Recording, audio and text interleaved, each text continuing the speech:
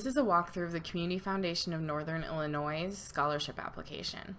So the first thing you're going to do is visit our website, CFNIL.org, and click on scholarships at the top of the page. This is where all of our scholarships are listed. There's resources on the side. Pay special attention to the scholarship eligibility and FAQs that talks about our minimum eligibility requirements and other specific things.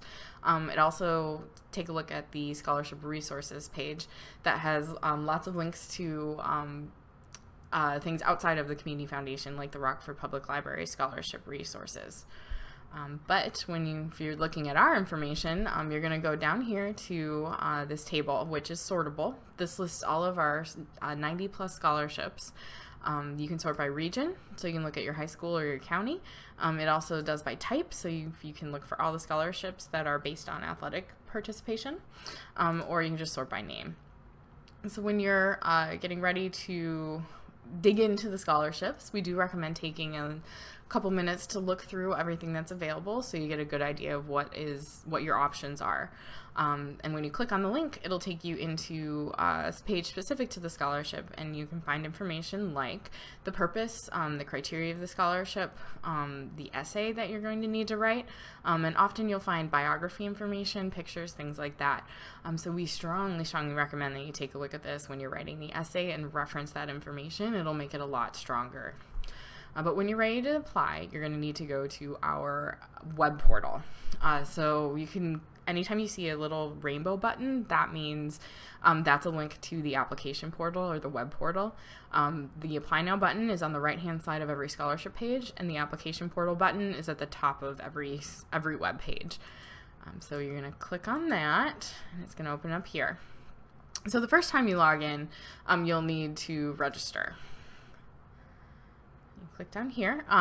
They're going to ask you to create a profile. Now, every student who applies needs to have one and only one profile.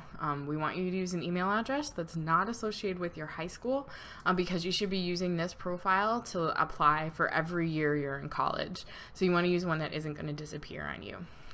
You also cannot share logins, so you can't use, say, your brother's when he applied last year, because in the back-end system, every login is associated with a specific constituent, and it can cause real problems. You also cannot have more than one login, so you can't create accounts with two different email addresses.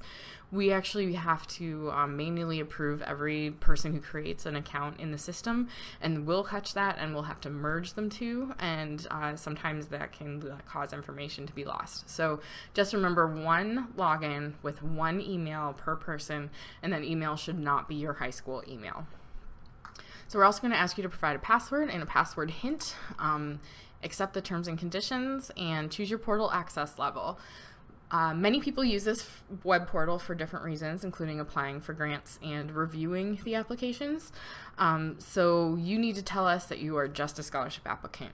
Don't choose any other level, because if you choose grant or organization admin, you will have to choose an organization to be affiliated with, and you don't have that, so just scholarship applicant.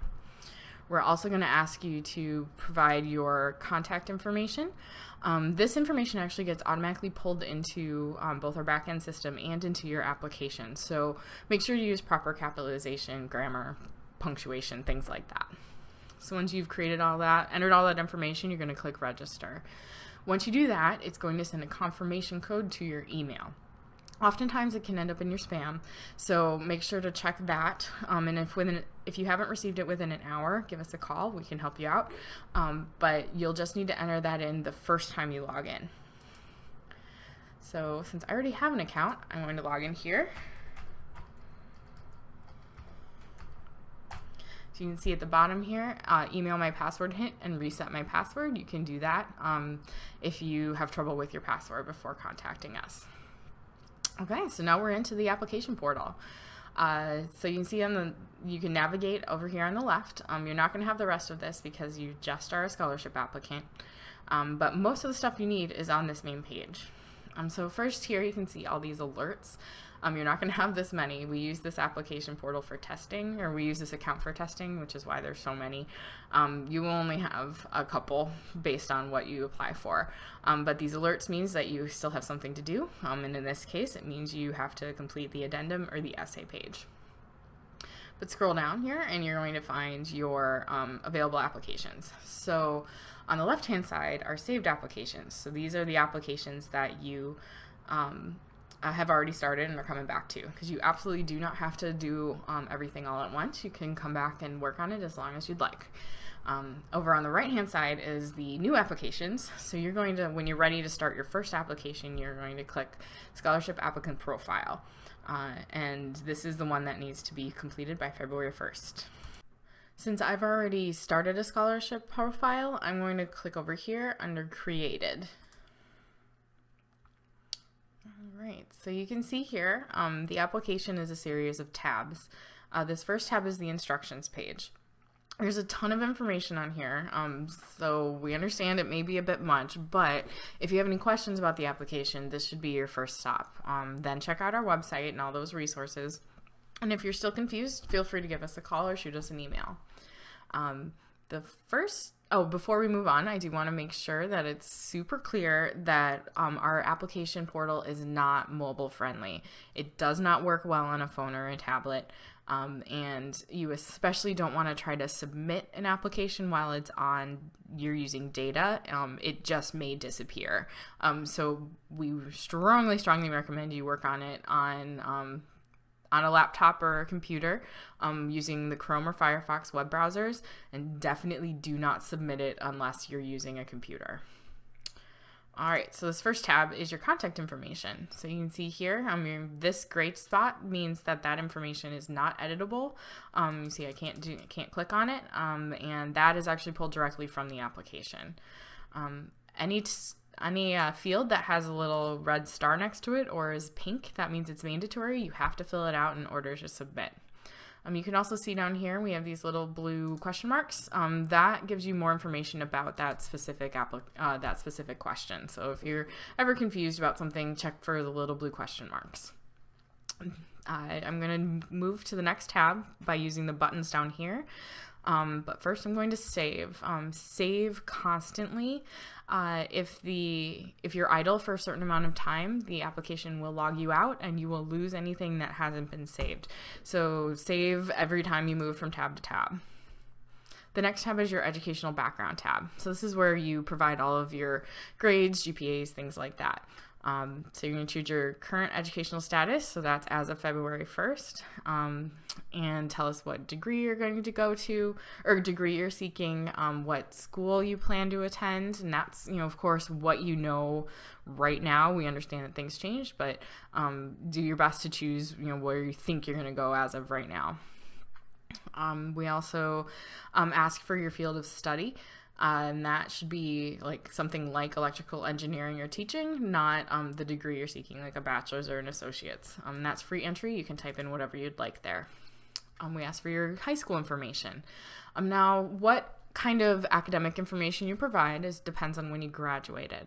So if you are a current high school senior, you're going to be graduating this winter or spring. You should put your high school graduation year down as 2019.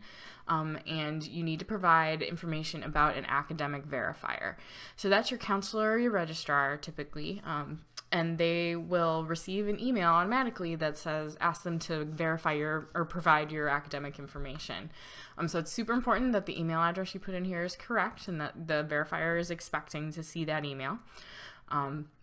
And so you are going to be providing your GPA as of the end of junior year. And it should be unweighted. So on a 4.0 scale only, this number should not be over 4.0.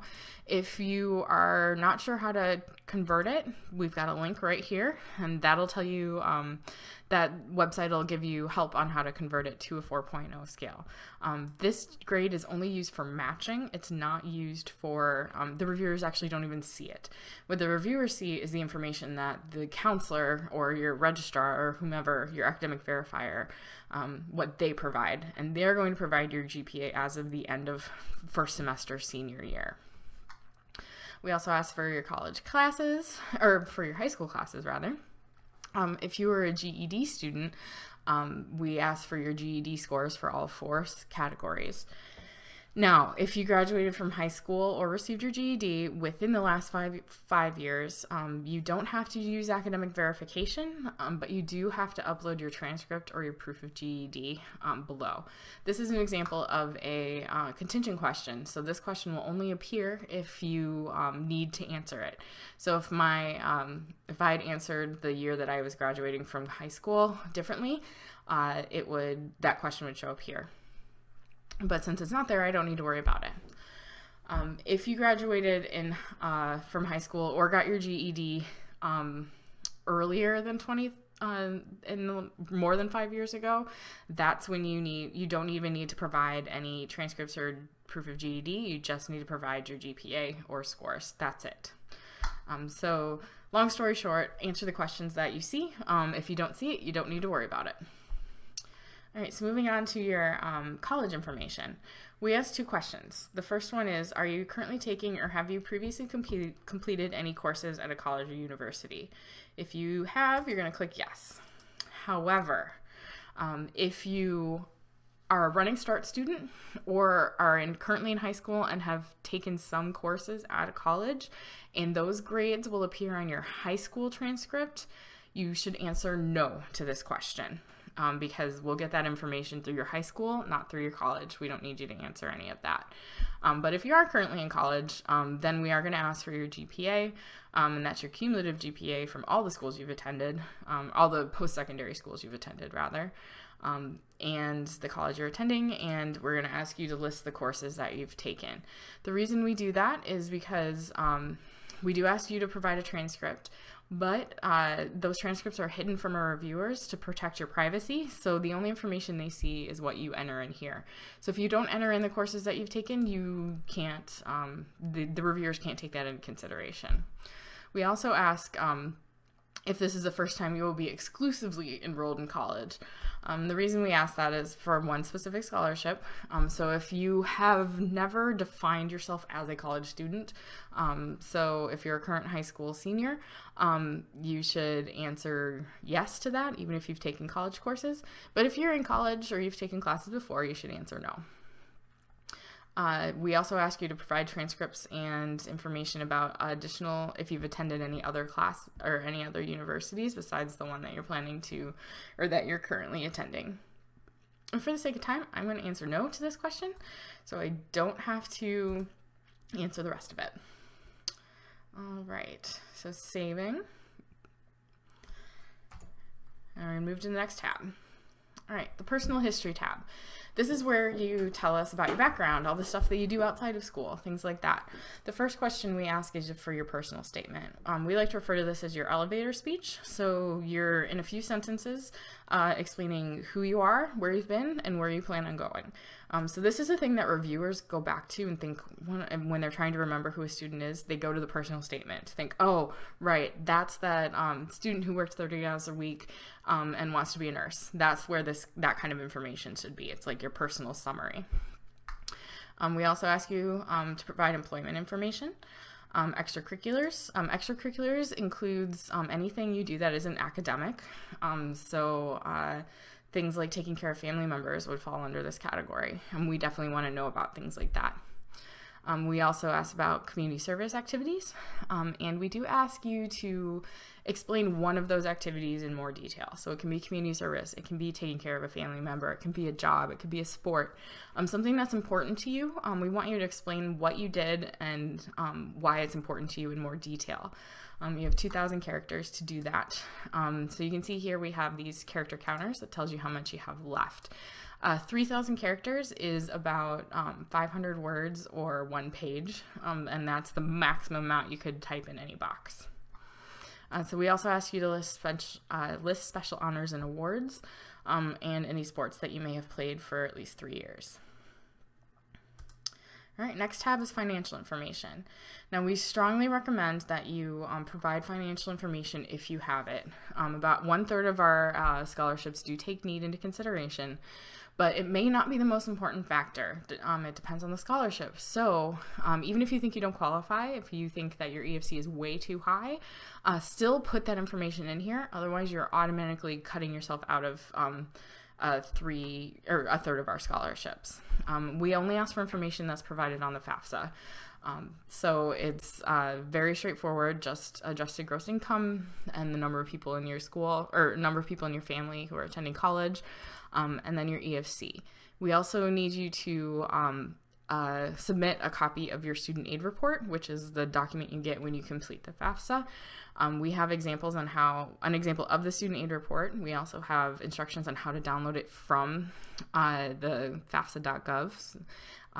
You can also use a calculator, but we don't recommend that. If you need to, you should complete the FAFSA as soon as you can if you are able. So that EFC is the estimated family contribution, and that's the number that we use to determine financial need qualifications. You also have an opportunity to explain any special circumstances or things you think that the committee should know. All right, the next section is our matching questions. So this is the section where where all the work is done. This is where most of the information that we use to match you with scholarships is kept. So some of it may seem kind of repetitive or irrelevant even, but please just answer it to the best of your ability based on what you know as of right now. So an example of a repetitive question might be, we're going to ask you about your field of study. So do you plan on majoring in education, yes or no? But we're also going to ask you, do you intend to teach, yes or no? The reason we do that is because those may seem the same, but they are not. And we have scholarships for both scenarios. So your answer to both of those might be yes, but we need you to answer each question individually as it comes. So just buzz through all of these, and then you will get to our next section, which is about recommendations. So like we talked about before, we have a reference system. So the academic verifiers and the recommendations. They both get automatic forms when you submit an application. Now every student needs to submit 2 recommenders. So this is someone who you would ask to do something like a letter of recommendation. You provide their name, their email, contact information, and tell us who they are. And then when you submit your application, they'll get an email with a link to a form that they need to complete. That has to be done by February 19th, and it's your responsibility to make sure that it gets done. We aren't able to accept letters, but we do, everything has to be done through this form. All right, the last tab is certification. This tells you, this is where you agree to our terms and understand that we do release some information to the public. You're going to click yes to certify that you agree, and click save as always, and then select your scholarships. All right, so this is where it matches you. So this is where the system says, okay, you, based on your answers to the previous section, you are eligible for these scholarships. There's nothing wrong with applying for many scholarships or all the scholarships, but we do recommend taking a look at the scholarships that are available. So, for example, the Rockford Product Scholarship. It's a very big scholarship. You just have to be from a high school in any of our 4-county area, have a GPA of 2.75, and intend to pursue a degree. That's a lot of students who are going to apply for, or who are going to be eligible. However, demonstrated interest in business or engineering studies as a career is a positive factor. So if I'm planning to be a teacher, I might still qualify for this scholarship, but I'm probably not going to get it because there's going to be lots of business and engineering students who are going to qualify, and they are a better fit. So it does, you know, at that point, there's no reason you can't apply, but you do want to think about your time and, you know, using your time to your best of your ability and whether or not this is worth your time. So there's no reason not to select all, but just be aware of that. At this point in the application, if you click continue, the original applicant profile, so all the work you did before, locks. You cannot edit it. It actually doesn't exist anymore in the system because what it does is creates a new record for each scholarship that you're going to apply for and copies in all that information.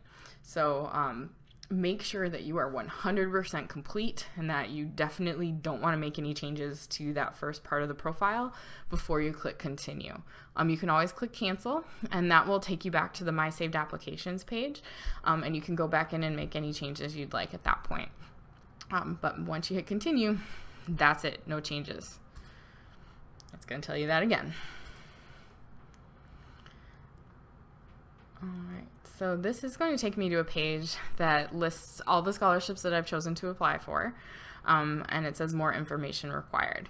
When you click on that, it takes you back to the My Saved Applications page, which is going to look a little bit different now because you have applications that have more applications.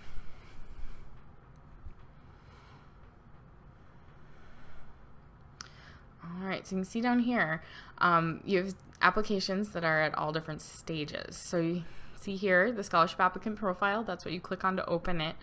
The status is created, but now there's a fund listed. So that fund means that's the scholarship that you're going to apply for. And you see how there's an alert here? That means that there's still something to be completed. An addendum is what we call the essay. So here's a different record for each scholarship that I've created. So let's say we are going to apply for let's say the Rockford Product Scholarship. I'm going to click here, and you can see it looks exactly like the other application. All the information is locked though, so I can't type anymore. But there is a new essay, a new tab with an essay on it. So this is where you're going to type your information. We do recommend that you write your essays in Word and then just copy it in. It's a lot easier. And this is where we also strongly recommend that you go back in and look at the background of the scholarship, because and a lot of our questions are, considering the background and criteria of your scholarship, why are you the best candidate? So if you reference that original information, that's going to go well for you. We also have down here the financial information. So if the scholarship has a financial component, the information is going to be listed here. Again, it's not editable. This is just for the reviewers. So once you're all done, you're going to click submit. You can save and come back to it as many times as you'd like. And we do recommend that you work on all the scholarships, you submit all the scholarships at the same time, rather than like one on one day and one on another day, because your references will get an email every time you submit an application. So they're less likely to get spammed if you do them all at once. But when you're ready, you're going to click yes, submit. All right, and this tells you that your application has been submitted. Now, if you've got more to work on, you can go back to My Saved Applications and go through that same process. Click on the link, write your essay, click submit. You are also going to want to check on the status of your references. You can see here all the references that you've submitted. There will likely only be 3 here. Your academic verifier if you're a high school senior, and then the 2 references. Again, this is a testing system, so we've got some extras in there. But you can see here we've got an email address that can be changed until the form has been submitted. So if your reference can't find their form, or if they, you put in the wrong email address, or you want to change who you're sending the form to, you can do that here. You just type in that email and click send. You can't change the name. So the reference will get an email that says, hello, Ms. Staley, even if you're sending it to Ms. Smith, but everything else will be fine from there. It is your responsibility to send these emails and to make sure that it's complete. The status should say completed by February 19th at 8 a.m. For every single one. We as staff cannot send emails we just don't have the option to do it. So references need to get in touch with you, and you need to resend it. Then after our deadline, you can go here to My Awards. The deadline, again, is February 1st. After May 1st, any scholarships that you receive will be listed here. You'll also get a letter in the mail that says that you've received a scholarship, and that'll have more instructions there. Unfortunately, if you didn't receive a scholarship, nothing will be listed here. But feel free to ask us any questions. Our main line is 815-962-2110, and call anytime between 9 and 5, and we will try our best to help you. And good luck.